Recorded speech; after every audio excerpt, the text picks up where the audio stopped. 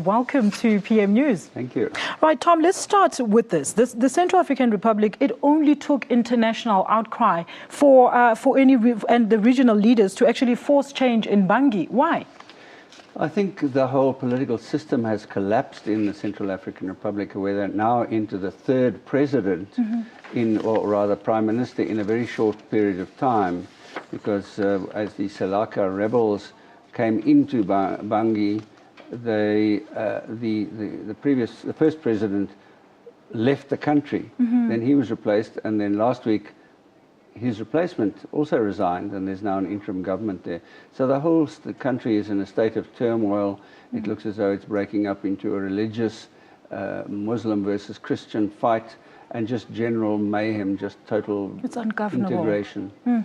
Now, Tom, the UN and even France had warned of a possible genocide in the Central African Republic, but nobody heeded those calls. What do you think attributes to this kind of ignorance, Tom?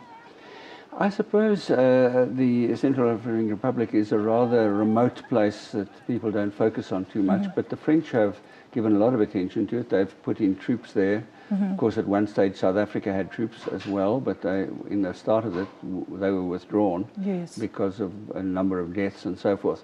So I think now people are focusing on very much, and this meeting in Luanda is another example of that.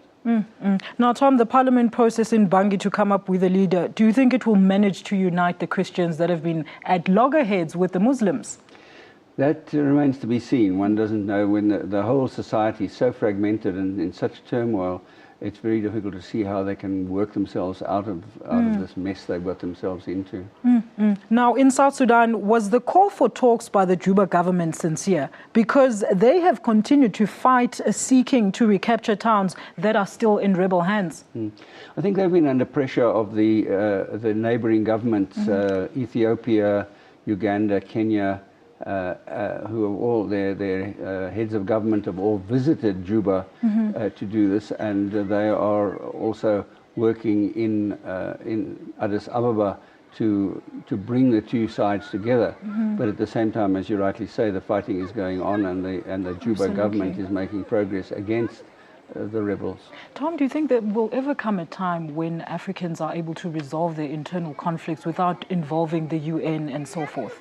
One would really hope so, and you know, we had former President Mbeki talking about the problems of tribalism. Absolutely, just the other day, and the case in South Sudan is an example of that, where the two political leaders who are fighting each other also represent different ethnic groups.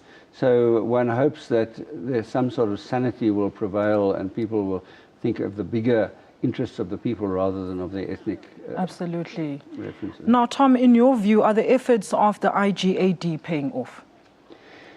Well, the one where there is some progress is in the Eastern Congo, the Eastern DRC, and I think that's why President Zuma has been invited to go to Luanda, is because South Africa has troops in that SADC force there that have worked, and South Africa has long had troops in the UN peacekeeping forces in Eastern Congo, and the M23 have been defeated and have signed a peace agreement and so on as a result of this SADC force, which consists of South Africa, Tanzania and Malawi troops. So that's the hopeful one of the three at the moment. All right, and any solution in sight for the world's newest nation? South Sudan? Yes.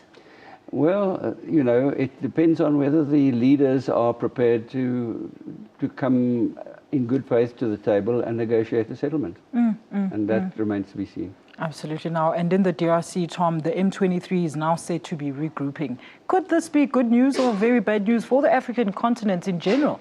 Well, if they're regrouping, then it's bad news, because until very, very recently, they'd agreed to lay down their arms. Absolutely. And if they're now going to start fighting again, of course, then the whole problem starts all over again. Now, why, Tom, finally is the Eastern DRC always such a thorny issue for the Kinshasa government? One of the things is that the country is so big, so the Kinshasa government's a long, long way away, and it doesn't really have the reach to deal with it. The other is it's very mineral rich. There is a lot of wealth in that part of the area. And thirdly, the neighboring countries, that there's again the ethnic factor. People from Rwanda, the same ethnic group, are in the Eastern Congo, and so forth. People from Uganda are also in the DRC. So you've got that ethnic factor plus artificial boundaries created during the colonial era that play a role.